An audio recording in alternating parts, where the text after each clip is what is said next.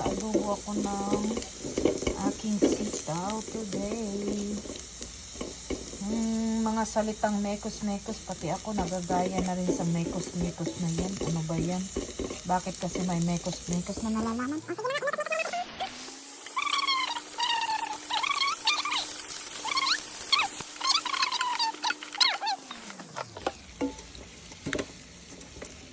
Mekos-mekos muna natin ito, no, bago natin ilagay yung ating sitaw. Ito na nga guys, after ng ilang oras, ayan, lumambot na rin yung ating karne. Ito na yung ating sitaw. Ayan, hinalo ko na rin yung aking nag-iisang okra. Yung pinagmamalaki kong okra, inihalo ko na lang dyan. Ayan.